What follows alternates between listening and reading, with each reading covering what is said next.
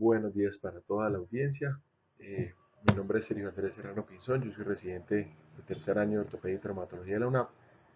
Y para el tema del módulo de rodilla pediátrica, el día de hoy vamos a estar hablando sobre fracturas pediátricas alrededor de la rodilla. Un tema bastante prevalente, bastante relevante que debemos tener en cuenta dentro de nuestro módulo. Los temas que vamos a tratar son estos 5: fracturas fisiales del fémur distal, fracturas de rótula, fracturas de la tuberosidad tibial anterior, fractura de la fisis proximal de la tibia y fracturas metafisiarias de la tibia proximal. Vamos a iniciar con las fracturas fisiales del fémur distal. Eh, Hay que tener en cuenta que la fisis femoral distal es la primera en osificarse y se compone como un único núcleo de osificación. La morfología de esta fisis es ondulante, por lo tanto está sometida a mayores fuerzas de fricción y por ende mayor riesgo de formación de barras fisiarias por el trauma al cual está sometido. Es responsable, la epífisis femoral distal es responsable del 70% del crecimiento longitudinal del fémur y es responsable del 35% del crecimiento de toda la extremidad. Se ha descrito que crece aproximadamente entre 8 a 10 milímetros por año. El cierre de esta fisis femoral distal ocurre entre los 13 a los 15 años en mujeres y entre los 16 a los 17 años en el género masculino. Para poder entender de manera adecuada las fracturas fisiales del fémur distal debemos conocer la anatomía del fémur distal. Encontramos que el fémur distal es una estructura de forma trapezoidal que tiene una inclinación medial de 25 grados y una inclinación lateral de 10 grados, con una inclinación paterofemoral de aproximadamente 10 grados, que ya lo vamos a ver en una imagen. El fémur distal y su configuración es la siguiente. Hablamos de que el fémur distal tiene una orientación en valgo de aproximadamente 6 a 10 grados, con un ángulo femoral lateral distal mecánico de aproximadamente 87 más o menos 3. Y eso es lo que estamos viendo entonces en esta imagen. Tenemos una inclinación lateral de aproximadamente 10 grados, una inclinación medial de 25 grados y una inclinación patelofemoral de 10 grados. Y cuando miramos el fémur distal con respecto a su orientación en el eje, encontramos que el ángulo mecánico femoral lateral distal es de aproximadamente 87 más o menos 2, y esto es un parámetro de referencia muy importante para determinar eh, alteraciones en el eje de la extremidad, secundarios a alteraciones en la formación del fémur distal. También tenemos que el fémur distal es una porción muy importante, ya que presta diferentes inserciones musculares, inserciones de los aductores, inserciones de los músculos gastrocnemios en su región posterior, o incluso inserciones en la parte lateral de la rodilla, como es la banda iliotibial o el vasto lateral. En la porción posterior al fémur distal encontramos las tres porciones de la arteria poplitea. Eh, Tenemos que ella tiene, llamémoslo así, tres zonas de anclaje que son muy importantes a la hora de evaluar las fracturas de fémur distal en el paciente pediátrico, ya que estas fracturas tienen riesgo de lesionar la arteria poplitea. Entonces, la arteria poplitea tiene tres porciones: una porción P1, que es justo en la salida del canal aductor hasta el borde superior de la rótula; una porción P2, que es desde el borde superior de la rótula hasta la línea articular de la rodilla; y una porción de P3, perdón, que es desde la línea articular hasta su división. Algo que hay que tener en cuenta muy importante, y es que la arteria poplitea de la rodilla tiene dos zonas de anclaje claves, que son porciones donde la arteria no es móvil y por lo tanto tiene mayor riesgo de lesión por tracción o por sección, y son las siguientes: una en el canal aductor, y lo segundo es cuando se está metiendo o cuando está llegando al final del canal o de la fosa poplitea, cuando se está metiendo entre los gastrocnemios y entre el músculo sólido. Adentrándonos un poco más sobre las fracturas del fémur distal, entonces son fracturas que son relativamente raras, el 7% de todas las fracturas del miembro inferior y el 1 al 6% de todas las fracturas fisiales. Suelen ocurrir en contexto de accidentes de alta energía, ya sea accidentes de tránsito o accidentes de deportes de alto impacto, especialmente descritos en pacientes que practican el fútbol americano o el rugby, y en la mayoría de los casos puede estar asociado a otras lesiones. El 39% de estas fracturas no son diagnosticadas, Y el subtipo Salter-Harris más frecuente es el Salter-Harris 2, que es el que estamos viendo acá. Es una fractura que va a través de la fisis y posteriormente se dirige hacia proximal o hacia la metáfisis. ¿Cómo se producen estas fracturas Salter-Harris 2? Entonces lo que generalmente ocurre es que la fisis falla en el lado de tensión, mientras que en la metáfisis, en el lado de compresión, se crea lo que se conoce como el fragmento de Truston-Holland, que es este fragmento que estamos viendo aquí. Lo más frecuente es que las fracturas Salter-Harris 2, la lesión en la fisis ocurra en la zona hipertrófica de esta fisis. El mecanismo de lesión, entonces en los recién nacidos, por lo general cuando presentan lesiones podálicas, o en los pacientes de mayor edad, generalmente por accidentes deportivos, como ya hemos mencionado en la diapositiva previa. Accidentes de tránsito ocurren estas fracturas en un 45-50%, lesiones deportivas en un 25%, caídas en un 20% y el mecanismo de lesión principal son fuerzas en valgo y en hiperextensión. Eh, Algo que hay que tener en cuenta y es que el traumatismo directo provoca una separación epifisiaria en el lado de la tensión de la rodilla con una fractura de la metáfisis, la epífisis o ambas de estas en el lado de la compresión, que es lo que hablábamos previamente que se forma el fragmento de Truston-Holland.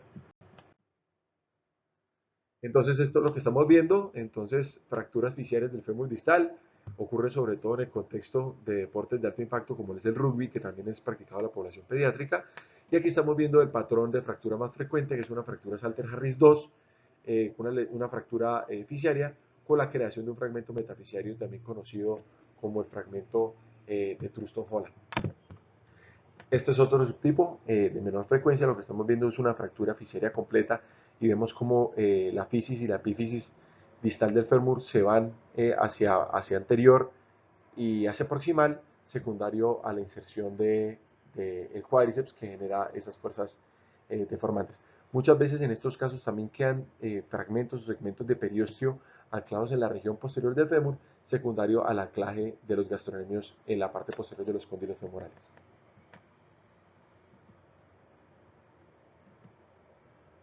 Algo que quiero recalcar de esta parte es que algo que podemos encontrar como complicación dentro de las fracturas fisiales de fémur distal son las lesiones neurovasculares, eh, generalmente asociadas a tracción, por lo que hablábamos previamente, y por eso es que es muy importante reconocer las diferentes porciones de la arteria poplitea que hablamos en la parte de anatomía y sus zonas donde se encuentra anclada o es menos móvil. Entonces, ¿cómo las clasificamos? Como ya hemos dicho, la clasificación para las fracturas fisiales del fémur distal va a ser la clasificación de Salter-Harris. Es una clasificación que ya conocemos, no me detendré en esto, sin embargo, recalcar y tener en cuenta que la clasificación más frecuente en estas fracturas va a ser la fractura Salter-Harris 2 con la formación del fragmento metafisiario de Truston-Holland. Estos pacientes se presentan con edema, deformidad y equimosis, por lo general tienen una deformidad en flexión debido al espasmo que generan los isquiotibiales. Siempre debemos explorar la piel en sospecha de fracturas abiertas o siempre sospechar lesiones vasculares a través del uso del índice tobillo-brazo. Estos pacientes deberían quedarse hospitalizados por 48 horas para hacer un seguimiento estricto a la perfusión de la extremidad y por lo general los pacientes que tienen hemartrosis son pacientes que tienen fracturas Salter-Harris tipo 3 o tipo 4 o que tienen algún patrón de desplazamiento. En la imagenología, entonces, pues nuestro caballo de batalla va a ser la radiografía con un mínimo 2 proyecciones y también contar con una proyección contralateral como deberíamos hacerlo en esqueletos pediátricos. Muchas veces lo que vamos a encontrar es el ensanchamiento fisiario, como lo estamos viendo aquí comparativamente el ensanchamiento fisiario lateral versus el medial. Por lo general, el valor normal es entre 3 a 5 milímetros, es decir, ensanchamientos mayores sugieren una fractura a este nivel. También debemos hacer uso de la resonancia, ya que nos ayudará a detectar fracturas ocultas, barras fisiarias o lesiones ligamentarias. El TAC cobra relevancia a la hora de caracterizar la fractura y determinar un planeamiento quirúrgico, y siempre que exista una sospecha de una lesión vascular, el estudio del paciente debería acompañarse con una arteriografía. Con respecto al tratamiento, entonces las fracturas no desplazadas, el tratamiento de elección va a ser la inmovilización por 4 a 6 semanas. Ahora, el debate se encuentra en cuándo hacemos el manejo quirúrgico y de qué manera hacerlo. Entonces, tenemos dos opciones de tratamiento para el manejo quirúrgico, vamos a tener la reducción cerrada y la fijación percutánea y la reducción abierta y la fijación interna. Cuando optamos por hacer una reducción cerrada y fijación percutánea en pacientes con fracturas Salter-Harris tipo 1 o tipo 2 que tienen algún patrón de desplazamiento, fracturas que después de una reducción cerrada y una manipulación permanecen inestables, o pacientes con fracturas Salter-Harris tipo 4 o tipo 3, en donde queremos llevar a una reducción anatómica, ya que son fracturas articulares. Cuando optamos por reducción abiertas y fijaciones internas, entonces fracturas Salter-Harris tipo 3 o tipo 4 desplazadas que no son susceptibles de manejo percutáneo, fracturas Salter-Harris tipo 1 o tipo 2 que después de una manipulación no fueron reductibles, o pacientes que tienen fracturas con extensión metafisiaria, como por ejemplo lo sería un fragmento de Truston Holland, que lo más frecuente es fijarlo con tornillos canulados. Cuando tenemos patrones o trazos de fractura metafisiarios, tenemos que tener en cuenta estas consideraciones, y es que tenemos una angulación tolerable en el plano sagital de 20 grados en pacientes menores de 10 años, o en los pacientes mayores de 10 años con menor tiempo de crecimiento restante, la angulación tolerable en el plano sagital va a ser únicamente 10 grados. El varo o el valgo aceptable va a ser menor a 5 grados y no se altera de ninguna manera alteraciones rotacionales.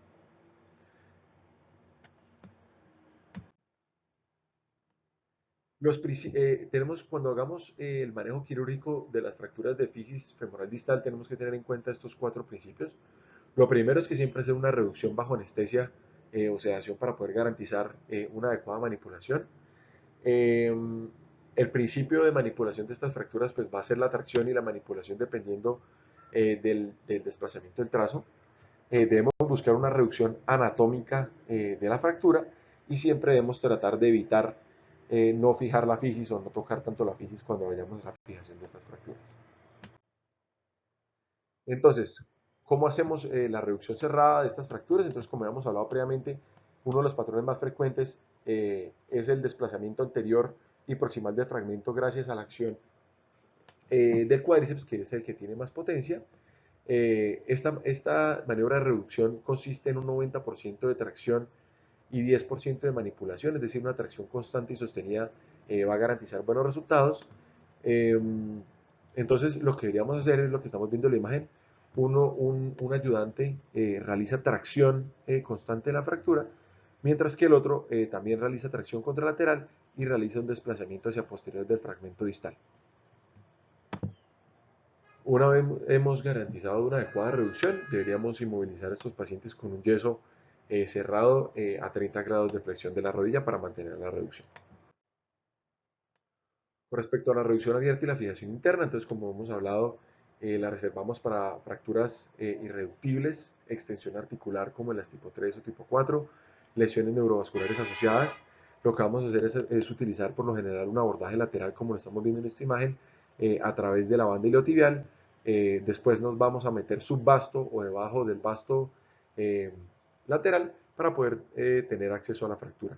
La fijación la podemos hacer con placas de tipo DCP-4-5 en caso de no poderlo estabilizar con clavos, que va a ser un poco menos invasivo. Y como lo hablábamos previamente, una vez hecha la reducción, deberíamos inmovilizar a estos pacientes a 30 grados de flexión por entre 6 a 8 semanas. Esto es nuevamente uno de los abordajes, en este caso es un abordaje medial, teniendo como parámetro el sartorio. Hacemos la incisión partiendo desde el epicóndilo medial en línea recta, y la aproximación, como lo estamos viendo en esta imagen, va a ser debajo del vasto medial. Dentro de las complicaciones, entonces tenemos unas agudas y unas tardías. Agudas, la lesión arterial inherente al trauma, lesión del nervio peroneo en el 6% de los casos, lesión ligamentaria tanto de colaterales como el ligamento cruzado anterior, y la pérdida de la reducción secundario a la complejidad del trazo. Dentro de las complicaciones tardías, el arresto oficiario va a aparecer en el 40% de los casos, discrepancia en la longitud de las extremidades, por lo general en uno de cada 3 casos la discrepancia es mayor a 2 centímetros. También podemos encontrar deformidades en el plano angular, y vamos a tener un bloqueo o limitación de los arcos de movilidad. Teniendo en cuenta que una de las complicaciones tardías más frecuentes es el arresto oficiario, hay que saber cómo manejar ese arresto oficiario en estos pacientes. Muchas veces el arresto oficiario es secundario a la creación o formación de barras fisiarias y digamos que la decisión o el tratamiento de la barra fisiaria está indicado eh, cuando la barra fisiaria es inferior al 50% de la fisis y el crecimiento remanente es mayor a 2.5 centímetros o cuando restan mínimo 2 años o más de crecimiento. Y esto es muy importante porque no todas las barras fisiales se tratan, sino deberíamos tratarlas en este contexto que mencionaba. Nuevamente lo repito, está indicado cuando la barra es inferior al 50% de la fisis, el crecimiento remanente es mayor a 2.5 centímetros o resta mínimo 2 años o más de crecimiento. Este es un artículo publicado en el Journal de Ortopedia en el año 2007 y es un estudio retrospectivo multicéntrico. Evaluaban pacientes con esqueleto inmaduro cursando con fracturas fisiales del fémur distal con un seguimiento mínimo de 18 meses. Clasificaron las fracturas según Salter-Harris y según el desplazamiento en 4 grados. Los factores evaluados fueron complicaciones, tanto menores como mayores, la edad y el mecanismo de lesión, la clasificación de Salter-Harris, el desplazamiento en grados y en la dirección de trazo de fractura y el tratamiento. Lo que encontraron en este artículo fueron 73 niños con 73 fracturas. Lo más frecuente era encontrar estas fracturas en pacientes del género masculino y de lateralidad derecha. El mecanismo de lesión más frecuente fueron accidentes de tránsito o relacionados con deportes de contacto, especialmente el fútbol americano. Y aquí vemos lo que veíamos previamente en la literatura. El grueso de la población tiene fracturas de tipo Salter-Harris 2 y el 59% tiene fracturas desplazadas. Este es un caso de un paciente que es lo que vemos con relativa frecuencia. Vemos cómo se desplaza hacia anterior y hacia proximal la fisis distal del fémur por acción del cuádriceps y que sería una fractura Salter-Harris tipo 1 por el desplazamiento complejo de la fisis. Y aquí estamos viendo una fractura Salter-Harris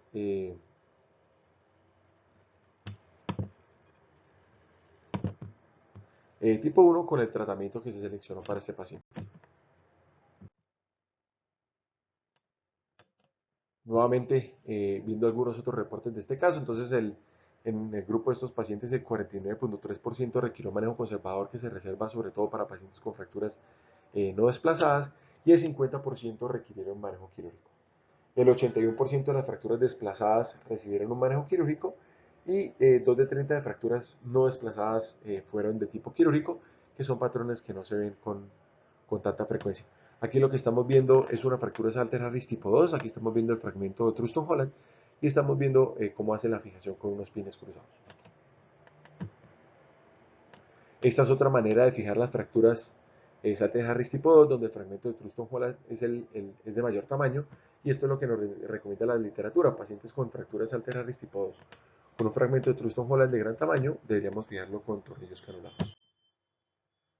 Dentro de las complicaciones que ellos recalcan en este artículo, fueron entonces en total 29 pacientes con 40 complicaciones, 40% de complicaciones. De esos 29, 20 tuvieron un arresto fisiario en el crecimiento de una deformidad angular y el 55% requirió cirugía.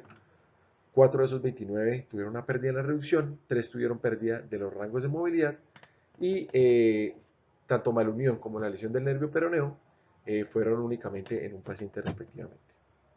Entonces aquí estamos viendo, dependiendo la correlación que existe entre la clasificación del Salter-Harris y la tasa de complicación, y estamos viendo cómo claramente a mayor severidad en el patrón de Salter-Harris, pues mayor número de complicaciones, teniendo en cuenta que la Salter-Harris tipo 5 tienen hasta un 100% de complicaciones, siendo la más frecuente el arresto oficial.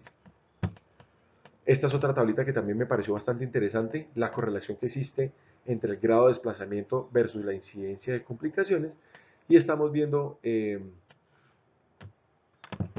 también es una relación directamente proporcional, es decir, a mayor grado de desplazamiento, mayor incidencia con respecto a complicaciones. Entonces, ¿qué nos concluye o qué nos quiere discutir este artículo? Entonces, que la clasificación de Salter-Harris es un buen indicador para determinar pronóstico, desenlaces y mecanismo de lesión. Existe una correlación estadísticamente significativa entre el desplazamiento y complicaciones. A mayor grado de desplazamiento, mayor incidencia de complicaciones.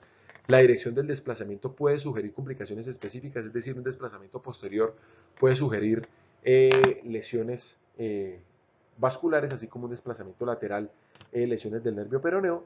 Y existe una alta incidencia de alteraciones en el crecimiento posterior a estas fracturas, con una incidencia acumulada del 30 al 40% y sobre todo es por arrestos fisiarios y creación de barras fisiales. Vamos a hablar de las fracturas de rótula. Entonces, la incidencia es el 1% de todas las fracturas pediátricas. Generalmente ocurre por traumas directos o por contracción súbita de la musculatura alrededor. Tenemos que la rótula, su centro de osificación aparece entre los 3 a los 5 años. Tiene aproximadamente 1 a 6 centros de osificación y la fusión de algunos de ellos puede generar la aparición de una rótula bipartita o tripartita.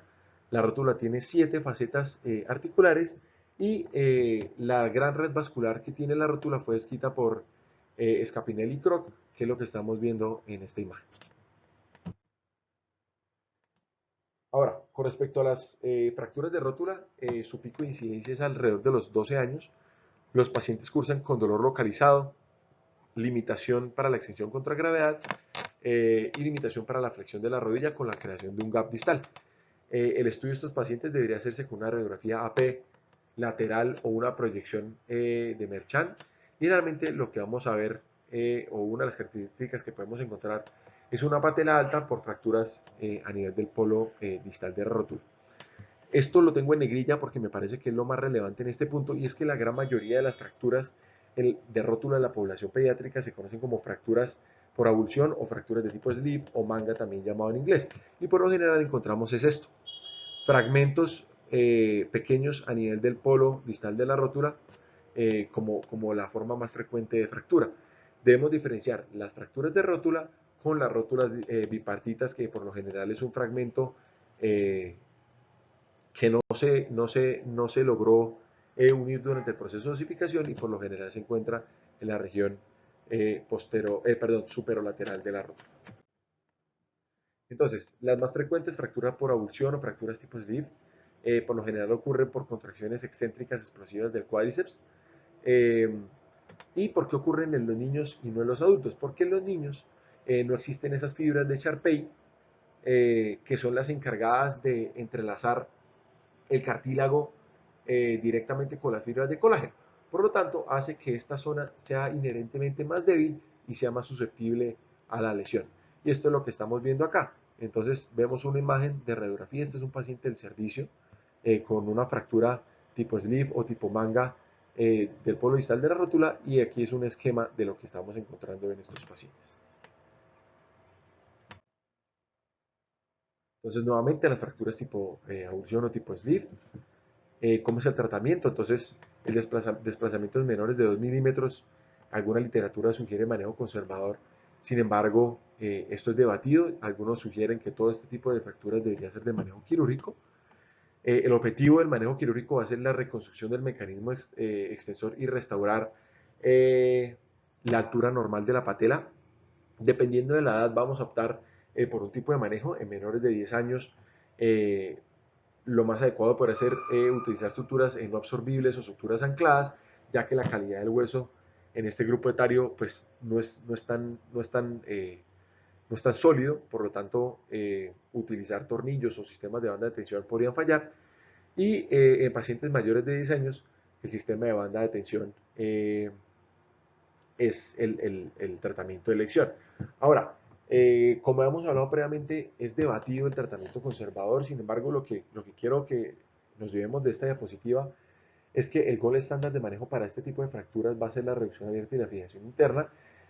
A pesar de que alguna literatura lo refiere, el manejo conservador suele llevar a resultados insatisfactorios.